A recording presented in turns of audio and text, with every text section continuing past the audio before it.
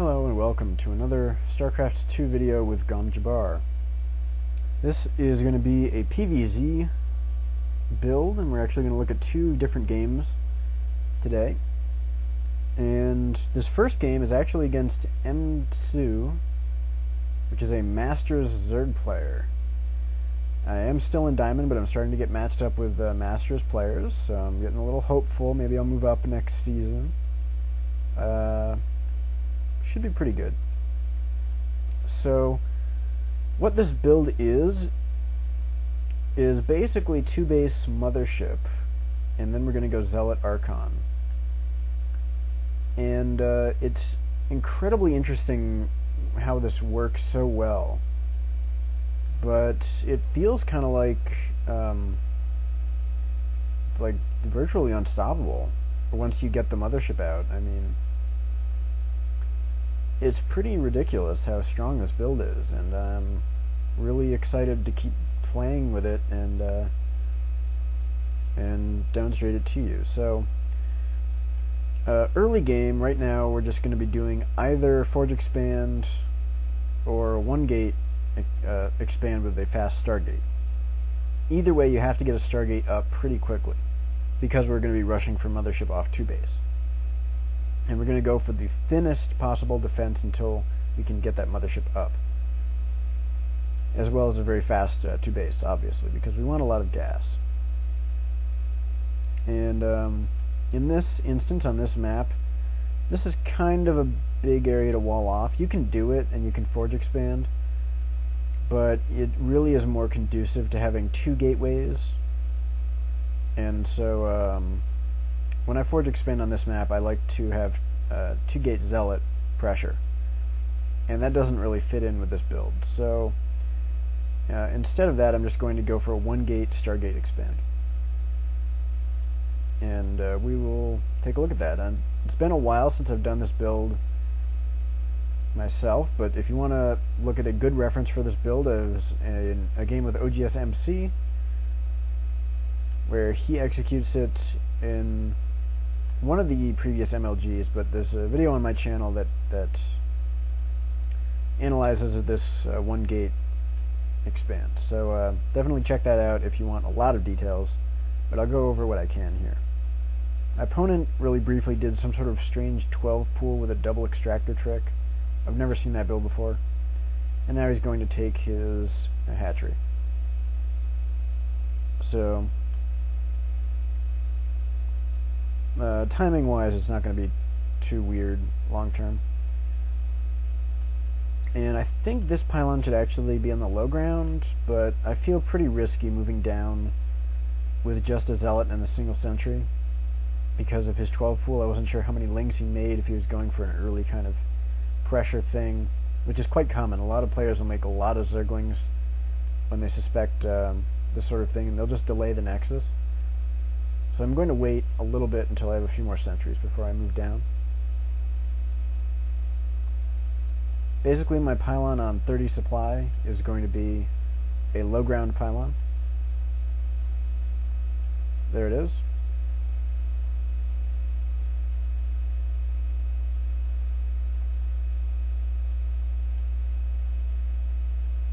And now, as soon as I have 400 minerals, which is about 5 minutes and 30 seconds, I'm going to expand. Zergy player mtzu is going ahead and taking his natural expansion. And we can see just how quickly this Nexus comes up. I mean, he just transferred drones down here, and we're already expanding. So, very good stuff. Now we've got 36 probes, 37 if you kept your scouting probe alive. At this point, you cut probes, you make 2 gateways on low ground. I actually like to do gateway, Stargate, and then my second gate down here. But it doesn't really matter the order, but since you're cutting probes, it's all coming out at around the same time. And from this single gateway, I've been making pure sentry after the Zealot, and you should have 4 of them. So yeah, at this point, I morph this into warp gate, make my forge. Now I should make another pylon here. And I warp in my 5th sentry, and you stop at 5 sentries, and then you don't make any more units until you can get that Void Ray out. So that's our goal. Zerg went for a very fast Evo chamber and is going for spore crawlers. I think this is kind of legitimate. He saw this pylon down here at 30 supply. He pretty much knows that I'm doing a 1-gate expand, and Stargate is like a really important part of that from almost every time. So it's actually quite reasonable to expect me to go Void Ray here. So that's why he's going for these spore crawlers. So I have my natural secured, and I'm warping in some sentries, making my Void Ray. At this point I should take double gas. At around the 8-minute mark is when you do that. And Zerg's taking his third base at about the 8-minute mark, which is extremely standard. Now, if we forge expanded, then of course he has this third base maybe I would say about 3 or 4 minutes earlier. In-game minutes, of course. So I'm just going to be sort of making lots of zealots, conserving my gas. And I like to make a few more phoenixes after the Void Ray. I only make one Void Ray. If you overcommit on the Void Rays and they don't do any damage, you're just a waste of money. But phoenixes are actually very useful. I like to use the first one to scout out a lot, much like a hallucinated phoenix. So I'm trying to deny this third base. He's not really going to let me, which is pretty common. I mean, Zergs are getting good at defending their third, and on this map in particular, this is quite good. On Tal'Darim, this might fall, but on this map, it's not gonna. So I get in here and scout a reasonably timed lair. Nothing really rushing about it. I'm going to get out of there. So I'm going to make just a few phoenixes, not that many. Basically, I'm going to keep making phoenixes until I'm sure he's not going muta, and then I'm just going to stop. And I'm making sure of that with my phoenix scouts. So here's another phoenix. And at this point, I've got quite a lot of gas, and I'm able to put down my fleet beacon. You just do that as soon as you have the money for it. There's no other real guideline. So I get in here, I see the infestation pit and the macro hatchery. This macro hatch tells me he's going for a lot of zerglings. And we can see that is the case. So these 4 spine crawlers I'm not sure about. I don't know why he did that. A lot of spine crawlers, in fact. This is quite odd, and I'm not sure why. I mean, I'm completely denying scouting as much as I can, at least. But these spine crawlers seem just weird. I don't see what purpose they serve, so I'm just going to camp out at this watchtower, deny him any scouting. And meanwhile, I am making my mothership. And he should see that, but it depends how close he gets to the Nexus. Yeah, he's going to see that. And just some force fields prevent him from getting in. This should be a very easy defense. No damage at all. And if we look at the units lost tab, 33-2. So I would say that was a good defense. And it's about the 12-minute mark, so we're going to want to think about our third base at this point. You can see Zerg's actually going for an incredibly fast hive. Some Zergs are doing this, but it's quite odd. I don't really know. It doesn't really affect the strategy that we're doing at all. So we're going to put down our Templar archives pretty much as fast as we can after we start our mothership. Once we start our mothership, all of our gas is going into Twilight Council, Templar archives, charge, upgrades. And our minerals are going into Nexus and Zealots. We're just going for Zealots and Archons. That's our strategy. We've got the mothership. It is out. Justice has come. Everything is amazing. And this mothership is really just going to sit here and gather energy. That's what all it's going to do at this point in the game. It's going to gather energy. It's going to cloak everything.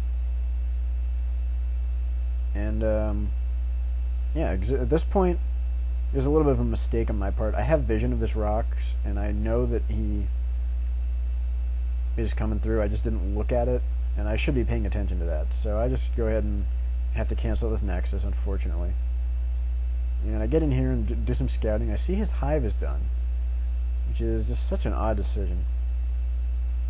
And he has all these spores, spines. I mean, he's at 70 drones, and he's making tons of lings. I don't know, it's weird.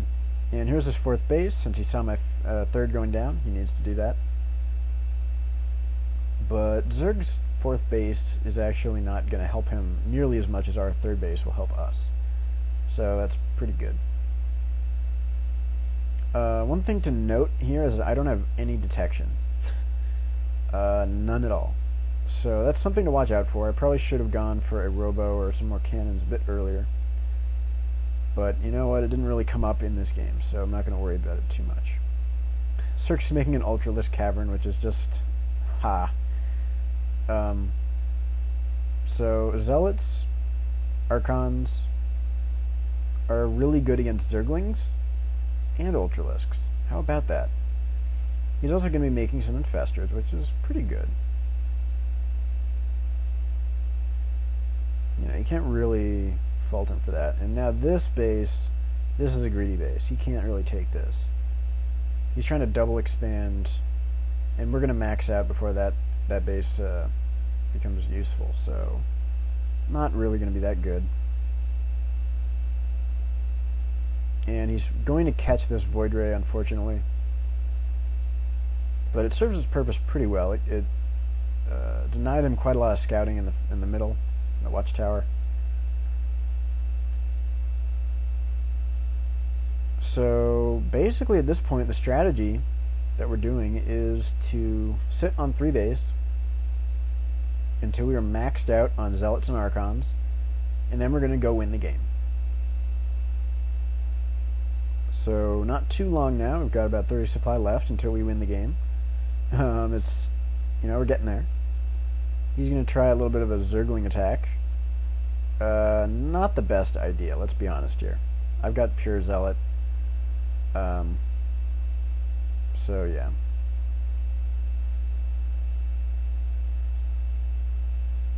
So at this point, we've got 182 supply. I'm just about maxed. I'm going to go ahead and kill him. So I will say a quick word about what makes this unit combination so darn good. The zealots and archons are basically the strongest ground units in the game. They beat like everything if they can get in. You know, they one-on-one a zealot beats a roach. They beat hydras. They beat everything. The problem sometimes is getting them in very close. And archons, of course, are incredible units that are very, very tanky. They do lots of splash damage and biological damage. And they function really well in the Archon toilet. If we vortex and send Archons in. So that is our basic strategy. If he has any air units, the Archons will just wreck that. If he has any ground units, the vortex allows our zealots to get into melee range and also get like a surround on his units. We're going to see that in just a minute. So I've got my zealots in the vortex. I'm going to get my archons in there. These sentries really don't serve any purpose at all. Okay, so let's take a look at what happens when in this vortex. Everything is all mixed together, and he can't really escape. The zealots get to do their full damage on everything, and nothing can really bunch up and make the zealots less effective. Nothing can kite the zealots. Of course, when the mothership has been in the game for this long, it's going to have energy for 2 vortexes. And very often you're going to need this, because 1 isn't quite enough. And here's the second vortex. All the infestors are trapped next to the zealots. They just die immediately. His mutas are going to melt to my archons, because, haha, mutas versus archons is really one-sided. And he leaves the game. So just a reminder, this is a Masters level player. And all we basically did was make zealots-archons in an early mothership and expand a few times and win the game. You just keep vortexing and sending stuff in. So you might be wondering, well, of course, he made zerglings. Your zealots and archons are going to do great against that. What happens if he's going roaches, which counters zealot-archon? Well, we're going to take a look in our next game.